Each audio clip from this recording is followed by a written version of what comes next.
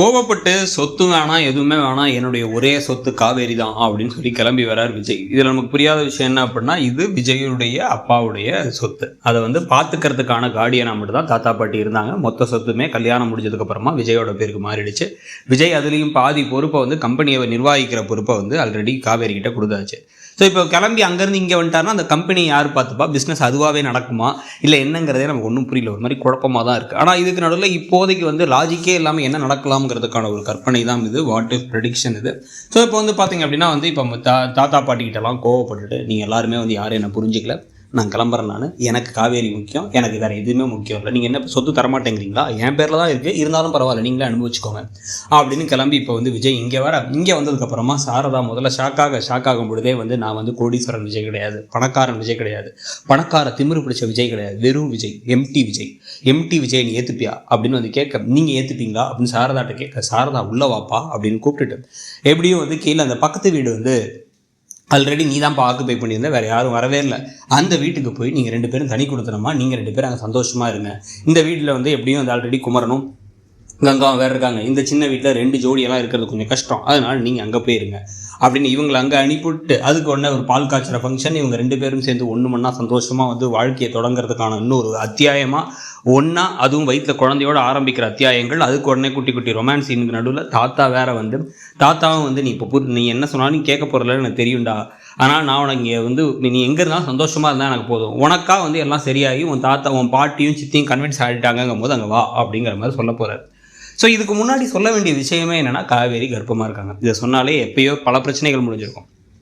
பாட்டிக்கிட்டையும் இதையே வந்து சொன்னால் போதும். ஆனால் பாட்டி இன்னமும் எமோஷனல் மேனிப்புலேட் பண்ண, இவர் அதை சொன்னால் குழந்தைய தப்பாக சொல்லிடுவாங்கங்கிற பயத்திலே அதை சொல்ல மாட்டேன் அப்படின்னு ஒரு லாஜிக்கை பிடிச்சிப்பாங்க. அந்த லாஜிக்கை பிடிச்சிட்டே தொங்கிக்கிட்டே இருக்கும் பொழுது இப்போ இந்த ஒரு வீட்டுக்குள்ளார இதுக்கப்புறம் நம்ம புதுசாக ஒரு வாழ்க்கையை தொடங்க போகிறோம் அப்படி இவங்க 2 பேரும் கட்டிப்பிடிக்கிறது என்ன, அப்புறம் வந்து வயிற்றில் இருக்க குழந்தைகிட்ட வந்து 2 பேரும் மாற்றி பேசுறது என்ன, அவங்க அப்பாவும் நானும் இனிமேல் ஒன்றா இருக்க போகிறோண்டான்னு சொல்கிறது என்ன அப்படின்னு வந்து நெருக்கமாக இருக்கிற காட்சிகளுக்கெல்லாம் தாண்டி ரொமான்ஸ் காட்சிகள்லாம் வச்சு ஒரு 2 எபிசோடு 3 எபிசோட ஓட்டினதுக்கு பிறகு இதுக்கு நடுவில் இவர் சொத்தெல்லாம் வேணான்னு சொல்லிட்டு போயிட்டார். என்ன காவேரி கூட சேர்ந்து நீ நடுத்தருக்குன்ட்ட போல அப்படின்ட்டு சொத்து இவர் பேரில் தான் இருக்குது. ஆனால் என்னன்னே இல்லாமல் ராகினி பசுபதி இவங்கெல்லாம் பேச ஆரம்பிக்க, சொத்தை கூட நான் திருப்பி வந்து பேசாமல் அஜய் பேரில் எழுதி வச்சிடலான் இருக்கேங்கிற மாதிரி ஏதாவது இருக்குதனமாக பண்ண போகிறாங்களாங்கிறத ஒரு பக்கம் பார்க்கணும். ஸோ இன்னொரு பக்கம் வந்து பார்த்திங்க அப்படின்னா வந்து இவங்க க்ளோஸாக இருக்க இப்போ ராகினிக்கு வேற ஒரே குழப்பமாக இருக்க போகுது. ராகினியோட வாழ்க்கையில் அவங்களுக்கு என்ன நடக்குதுங்கிறதே ஒன்றும் புரியாமல் இருக்க, அவங்க வந்து திருப்பி நிவின் கிட்ட நெருங்க பார்க்க, நிவின் வந்து சிப்ப அப்படின்னு சொல்லிட்டு அதை பார்த்தாலே தள்ளி போங்கிற மாதிரி அவர் வந்து சில விஷயங்களை பண்ணுறதும் இன்னொரு பக்கம். இவங்க இங்கே இருக்கிறது மூலமாக இவங்க திருப்பி நிவினோட மனசை மாற்றி என்ன இருந்தாலும் நல்ல பொண்ணு தான்ப்பா யமுனா அப்படின்னு யமுனாவை கூட திருப்பி நிவினை சேர்த்து வைக்கிற மாதிரி விஷயங்கள். இங்கே இவங்க வந்து நர்மதாவுக்கெல்லாம் வந்து பாடம் சொல்லி தரது, ப்ளஸ் வந்து பார்த்திங்க அப்படின்னா கீழே இருக்க மாமி மேலே வந்து அவங்க பேசிகிட்டு இருக்கிறது, இவங்க ஒன்றா இருக்க வாழ்க்கையில் அப்பப்போ குட்டி இடைஞ்சல்கள், அப்புறம் நிறைய ரொமான்ஸ் அப்படிங்கிறத வச்சே கொஞ்சம் நாளாக ஓட்டிட்டு தாத்தாவும் 2-3 தடவை திருப்பி வந்து வாடா விஜய்னு கூப்பிடவும், இல்லை பாட்டிக்கிட்ட நீங்கள் கர்ப்பமாக இருக்காங்கிறத சொல்லாதீங்க, உங்கள்கிட்ட மட்டும் தான் சொல்கிறேங்கிறத சொல்லி அவர் சந்தோஷப்பட்டதுக்கு பிறகு பாட்டி அதெல்லாம் தெரிஞ்சுக்காமலே எனக்காகவும் அவளுக்காகவும் அவளை புரிஞ்சுட்டு வீட்டுக்கு கூப்பிடணும் அப்படின்னு வந்து வசனம் பேச போகிறாங்கன்னு நினைக்கிறேன்.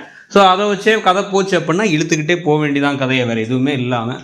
ஆனாலுமே எனக்கும் இருக்க அதே டவுட் தான், திருப்பி அதே டவுட் தான் ஃபஸ்ட் வந்து கேட்குறேன். சொத்து ஆல்ரெடி விஜய் பேரில் தான் இருக்குது, அவர் எப்படி சொத்து வேணான்னு விட்டுட்டு வர முடியும்? இது பூர்வீக சொத்து கூட கிடையாது, அவங்க அப்பாவோட சொத்து. அவங்க இந்த தாத்தா பாட்டி கூட வந்து கார்டியன் வேலையை தவிர வேறு எதுவும் பண்ண முடியாது. இதில் என்ன லாஜிக் இருக்குது? ஏன் இந்த மாதிரி வந்து நம்மளை குழப்புறாங்களா, இல்லை இவங்களே மறந்துட்டாங்களா, இல்லை என்ன எடுத்தாலும் பரவாயில்ல கதையை எடுத்துகிட்டு போனால் போதும், வீக்கான்னு சொல்லி ஃபேன்ஸ் எல்லாம் இருக்காங்க அவங்க பார்ப்பாங்க அப்படிங்கிற மாதிரி நம்பிக்கையில் எடுத்துகிட்டு போகிறாங்களா? நீங்கள் என்ன நினைக்கிறீங்க? அந்த கதை போகிற போக்கை பற்றி உங்களுடைய கருத்து என்னங்கிறத கமெண்ட் செக்ஷனில் சொல்லிவிட்டு அப்படியே மறக்காமல் இடம் பொருள் சேனலையும் சப்ஸ்கிரைப் பண்ணிவிடுங்க. தேங்க்யூ.